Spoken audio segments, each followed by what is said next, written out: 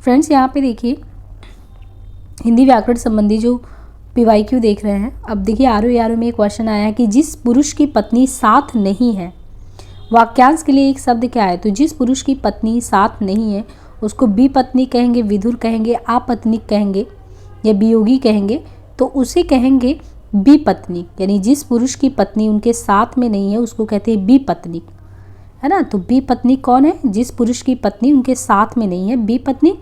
विधुर किसे कहते हैं? विधुर उसे कहते हैं कि जिसकी पत्नी मर गई हो, तो यदि वो साथ में मान लीजिए है भी तो साथ में नहीं है तो वो विपत्निक है। और जिनकी पत्नी ही मर गई हो तो वो विधुर होते हैं। किसी के वियोग में दुखी व्यक्ति को वियोगी कहते हैं। जिसकी पत्नी ना हो, जिनकी पत्नी ही नहीं हो तो वो आपत्निक है। मतलब होकर भी साथ में नहीं है तो विपत्निक है। और जिनकी पत्नी ही ना हो उसको आपत्निक कहते हैं। और जिनकी मर गई उनको विधुर कहते हैं। वाक्य विग्रह का अर्थ क्या होता है? शब्दों को जोड़ना। वाक्य विग्रह, वाक्य रचना करना, संधि और समास बताना, वाक्य खंडों को अलग अलग करके उनका जो है संबंध बताना। तो वाक्य का विग्रह क्या होता है? वाक्य का विग्रह होता है कि वाक्य के जो खंड है उनको अलग अलग करके उनका संबंध बताइए। तो वाक्य विग्रह का अर्थ है वाक्य खंड को अलग अलग करके उनका संबंध बताना। जो व्याकरण अच्छी तरह जानता हो के लिए एक शब्द क्या है? व्याकरण, व्याकरणिक, व्याकरणक, व्याकरणी। तो जो व्याकरण बहुत अच्छे से जानता हो उसके लिए जो है व्याकरण, व्याकरण जो है शब्द ये इस्तेमाल होता है। जो व्याकरण अच्छी तरह से जानता हो, व्याकरण का ज्ञाता हो, उसको व्याकरण कहते हैं। पश्चिम और उत्तर दिशाओं के मध्यस्थ जो कोण है, देखिए यहाँ पे पश्चिम और उत्तर, तो जो है पश्चिम और उत्तर दिशा के मध्य जो कोण बनता है उसको कहते हैं वायव्य। वायव्य, ईशान, नैऋत्य, आग्नेय, ये सब दिशाओं से ही, लेकिन आपको ये देखना है कि पश्चिम और उत्तर में वायव्य होता है और उसके मध्यस्थ कोण को वायव्य कहते हैं। उचित अनुचित का ज्ञान रखने वाला वाक्यांश के लिए सही शब्द क्या है? तो उचित और अनुचित का ज्ञान रखने वाला उसको विवेकी कहते हैं। जो किसी विषय का ज्ञाता हो उसके लिए एक शब्द क्या है? तो जो भी किसी विषय का ज्ञाता हो विशेषज्ञ कहलाता है। जो किसी विषय का ज्ञाता हो उसके लिए एक शब्द विशेषज्ञ इस्तेमाल होता है। जो किसी विषय विशेष का ज्ञाता हो उसे विषय विशेषज्ञ कहते हैं। अभिज्ञ, जानने वाला या जानकार। चैतन्य, जो चेतन युक्त हो। विशिष्ट, जो लोगों में विशेष हो। समस्त पृथ्वी से संबंध रखने वाले के लिए एक शब्द क्या होगा? तो समस्त पृथ्वी से संबंध रखने वाला सार्वभौमिक कहलाता है। समस्त पृथ्वी से संबंध रखने वाला सार्वभौमिक कहलाता है। सभी कालों से संबंध रखने वाला सार्वकालिक कहलाता है। सभी देशों से सार्वदेशिक कहलाएगा। और सभी लोगों से रखेगा तो सार्वजनीन कहलाएगा। जिसके हाथ में बीड़ा हो, वाक्यांश के लिए एक शब्द का चयन करना। तो बीड़ा है तो सरस्वती। जिसके हाथ में बीड़ा है वाक्यांश के लिए जो एक उपयुक्त शब्द है सरस्वती शब्द का चयन है, क्योंकि बीड़ा पाड़ी उन्हीं को कहते हैं। और चक्र पाड़ी उसे कहते हैं जिसके हाथ में चक्र हो अर्थात विष्णु। वज्र प्राणी उसे कहते हैं जिसके हाथ में वज्र हो अर्थात इंद्र। तो यहाँ पे आपको ध्यान देना कि बीड़ा जिसके हाथ में बीड़ा पाड़ी, चक्र जिसके हाथ में हो चक्र पाड़ी, वज्र जिसके हाथ में वज्र हो अर्थात इंद्र, और वैष्णवी विष्णु की शक्ति अर्थात दुर्गा को कहते हैं। दिए गए वाक्यांश के लिए सार्थक शब्द का चयन करना है। जिसे सारी बातों का ज्ञान हो उसको सर्वज्ञ कहते हैं। तो जिसे सारी बातों का ज्ञान उसे सर्वज्ञ कहते हैं। मर्मज्ञ, किसी चीज के तत्व या मर्म का ज्ञाता मर्मज्ञ। बहुत से विषयों का जानकार बहु, विषय का विशेष ज्ञान रखने वाला विशेषज्ञ कहलाता है। दिए गए वाक्यांश के लिए एक शब्द बताना है। तो सेंध, चोरी के लिए मकान की दीवार में किया गया बड़ा सा छेद सेंध कहलाता है ना। तो यहाँ पे हमें देखना कि चोरी के लिए मकान की दीवार में अगर बड़ा सा छेद है तो उसको सेंध मारना कहते हैं। दुर्भेद्य क्या है? जिसे भेदना या तोड़ना कठिन हो। स्त्री के वश में रहने वाला स्त्रैण कहलाता है। दुर्बोध, जिसकी समझ या जिसका बोध कठिनाई से हो सके दुर्बोध कहलाता है। दुष्परिमेय, जिसका नाप करना कठिन हो दुष्परिमेय। भेद, जो भेदे जाने योग्य हो। स्पर्शजन्य बीमारी के लिए इनमें से उपयुक्त शब्द कौन सा है? तो स्पर्शजन्य के लिए संक्रामक। स्पर्शजन्य बीमारी के लिए उपयुक्त शब्द है संक्रामक। किसी रोगी द्वारा दूसरे में फैलने वाले रोग को भी संक्रामक कहते हैं। जो संक्रामक रोग से ग्रस्त हो उसे संक्रमित कहते हैं। सूर्य का एक राशि से दूसरी राशि में जाना संक्रांति कहलाता है। एक साथ उत्पन्न होने वाले को संभूत कहते हैं। सेना का वो भाग जो सबसे आगे होता है उसे हरावल कहते हैं। पिता के घर पर रहने वाली युवती के लिए इनमें से उपयुक्त शब्द कौन सा है? तो सुवासिनी कहते हैं। पिता के घर पर रहने वाली युवती जो है युवती के लिए इनमें से एक शब्द है सुहासिनी। देखिए, पिता के घर रहने वाली जो स्त्री है रहने वाली, तो उसको सुहासिनी कहते हैं। सुहागनी तो सुहाग वाली सौभाग्यशाली स्त्री को कहते हैं। गृहिणी घर की मालकिनी या स्वामिनी होती है। सुसंभाव्य जो है जिसके होने की अधिक संभावना, उसको सुसंभाव्य कहते हैं। सुरक, नाक पर लगाया गया भाले के आकार का तिलक सुरक कहलाता है। दिए गए वाक्यांश के लिए एक शब्द चुनना है। सब कुछ करने की क्षमता रखने वाला सर्वशक्तिमान कहलाता है। सब कुछ करने की क्षमता रखने वाला सर्वशक्तिमान कहलाता है। और जो मन की बात को जान लेता है उसे अंतर्यामी कहते हैं। जो किसी विषय वस्तु का विशेष ज्ञान रखता है उसे विशेषज्ञ कहते हैं। जो सब में समाया हो, सब में व्याप्त, उसे सर्वव्यापी कहते हैं। अपने सहारे पर रहने वाले के लिए एक शब्द क्या है, तो वह है स्वावलंबी। अपने सहारे पर रहने वाले के लिए एक शब्द स्वावलंबी होता है। जो अपने ऊपर निर्भर रहता है उसे आत्मनिर्भर कहते हैं। माँ सोने के गहने बनाने वालों के पास गई, अंश के लिए एक शब्द क्या है, तो सुनार। सोने के गहने बनाने वाले के पास गई तो सुनार। संदेश को ले जाने वाले वाक्य के लिए एक शब्द क्या है, तो संदेश को ले जाने के लिए संदेशवाहक। संदेश ले जाने वाले के लिए उपयुक्त शब्द संदेशवाहक है। पत्र को ले जाने वाला पत्रवाहक तथा सूचना देने वाला सूचनादाता। किसी साहित्यिक कृति की समालोचना करने वाला क्या कहलाता है, तो उसको समीक्षक कहते हैं। किसी साहित्यिक कृति की समालोचना करने वाले के लिए एक शब्द समीक्षक होगा। सधवा शब्द के लिए एक वाक्य क्या है, तो जिस स्त्री के पुत्र पति ना हो वह स्त्री जिसका पति दूसरा विवाह कर ले। जिस स्त्री का पति जीवित हो उसके लिए जो है सधवा शब्द का इस्तेमाल होता है। जिस स्त्री का पति जीवित हो, पतियुक्ता स्त्री उसे सधवा कहते हैं। जिस स्त्री के पुत्र पति ना हो उसे अवीरा। तो जिस स्त्री का पति जीवित हो उसे, जीवित है तो सधवा कहेंगे। जिस स्त्री के पुत्र पति ना हो उसे अवीरा, तथा वह स्त्री जिसका पति दूसरा विवाह कर ले उसको अध्यूणा कहते हैं। तो यदि जीवित है तो सधवा है, और जिस स्त्री के पुत्र पति ना हो उसको पुत्र भी नहीं है, पति भी नहीं, तो अबीरा है। और वह स्त्री जिसका पति दूसरा विवाह कर ले तो अध्यूणा हो गया। जबकि वह स्त्री जिसका पति परदेश से लौटा उसको आगत पति का कहते हैं। सब कुछ जानने वाले के लिए एक शब्द क्या है, तो सर्वज्ञ। सब कुछ जानने वाले के लिए सर्वज्ञ, ज्ञानी, महाज्ञानी तथा जानकर परस्पर पर्याय शब्द हैं। जिसका पति जीवित है उसके लिए एक शब्द निम्न में से कौन सा है, तो जिसका पति जीवित है वो सधवा कहलाता है। तो जिसका पति जीवित है उसके लिए एक शब्द सधवा है। विधवा उसे कहते हैं जिसका पति मर गया, और विधुर उसे कहते हैं जिसकी पत्नी मर गई हो। कुछ खास शर्तों पर किसी कार्य को करने का समझौता के लिए एक शब्द क्या है, तो उसको संविदा कहते हैं। कुछ खास शर्तों पर किसी कार्य को करने का जो समझौता है उसके लिए संविदा शब्द का इस्तेमाल होता है।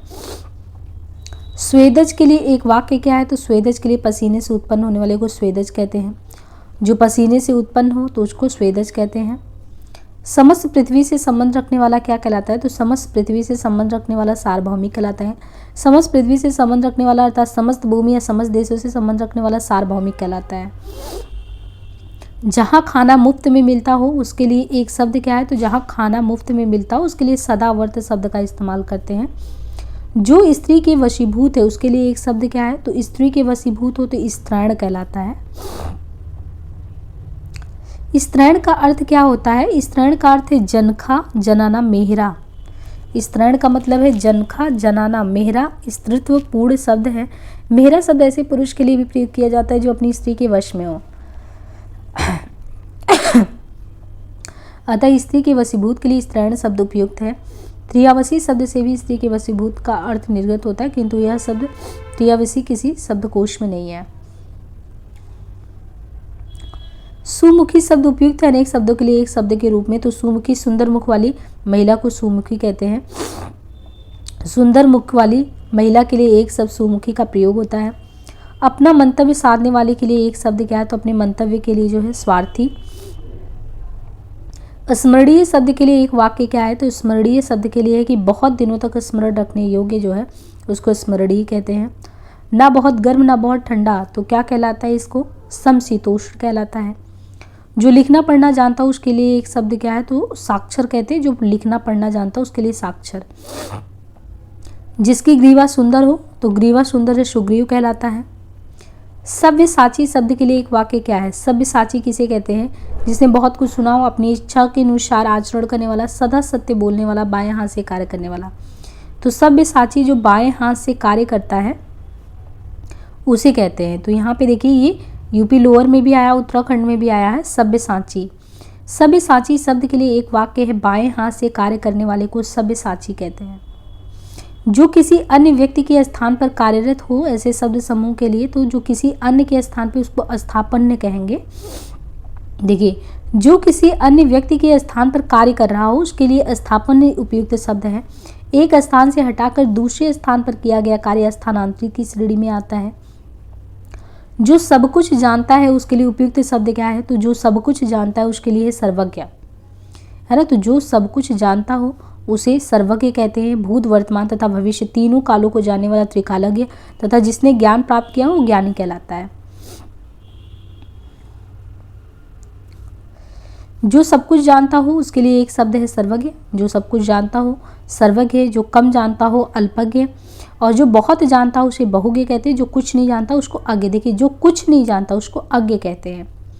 जहाँ सेना रहती हो वाक्य के लिए है सैन्यावास कहलाता है। जहाँ सेना रहती हो वाक्य के लिए उपयुक्त शब्द है सैन्यावास अथवा छावनी। एक ही समय में वर्तमान के लिए एक शब्द कौन सा है? तो समसामयिक उसके लिए इस्तेमाल करते हैं। दीन दुखियों को भोजन की, दीन दुखी जो है उनको भोजन देने की व्यवस्था, उसका एक शब्द है सदावर्त। दीन दुखियों को भोजन देने की व्यवस्था को सदावर्त कहते हैं। एक साथ कई लोगों के लिए भोजन देने की व्यवस्था भंडारा कहलाती है। तो दीन दुखी को भोजन देने की व्यवस्था क्या है? सदावर्त, और एक साथ कई लोगों को भोजन देने की व्यवस्था भंडारा कहलाता है। किसी कथन पर सहमत होना उसके लिए एक शब्द क्या है? सहमति है। किसी कथन पर सहमत होना सहमति कहलाता है। और अनुमोदन किसी मत या प्रस्ताव का समर्थन करने की क्रिया को अनुमोदन कहते हैं। किसी की सहायता करने वाले को क्या कहते हैं? तो सहायक कहते हैं। किसी की सहायता करने वाला सहायक। जो हृदयवान हो सहृदय कहलाता है। साथ चलने वाला सहचर कहलाता है। साथ साथ कार्य करने वाला सहकार कहलाता है। हवन में जलाने वाली लकड़ी के लिए शुद्ध शब्द क्या है? तो उसको समिधा कहते हैं। निम्नलिखित वाक्य खंडों में से एक के लिए प्रयुक्त होने वाला शब्द स्वयं सेवक। तो स्वयं सेवक यानी अपनी इच्छा से दूसरों की सेवा करने वाले को स्वयं सेवक कहते हैं। अपनी इच्छा से दूसरों की सेवा करने वाला स्वयं सेवक कहलाता है। अनेक युगों से चले आने वाले वाक्यांश के लिए एक उपयुक्त शब्द क्या है? तो सनातन कहते हैं। सदा स्नाता शब्द निम्नलिखित में से किस वाक्यांश पर लागू होता है? तो ये है जिसने अभी अभी स्नान किया हो उसके लिए ये शब्द प्रयोग में आता है। सबके समान अधिकार पर विश्वास। सबके समान अधिकार पर विश्वास के लिए एक शब्द कौन सा है? तो समाजवाद है। सबको समान भाव से देखने वाले के लिए उपयुक्त शब्द क्या है? सबको समान भाव से देखने वालों के लिए समदर्शी शब्द का प्रयोग करते हैं। जो आसानी से प्राप्त किया जा सके उसके लिए एक शब्द क्या है? सुलभ। समान रूप से ठंडा और गर्म के लिए एक शब्द क्या है? समान रूप से ठंडा और गर्म के लिए एक शब्द है समशीतोष्ण। समान रूप से ठंडा और गर्म के लिए एक शब्द समशीतोष्ण है। जो सबको समान समझता हो समदर्शी। उसी समय में रहने वाला समकालीन तथा ठंडा और गर्म शीतोष्ण।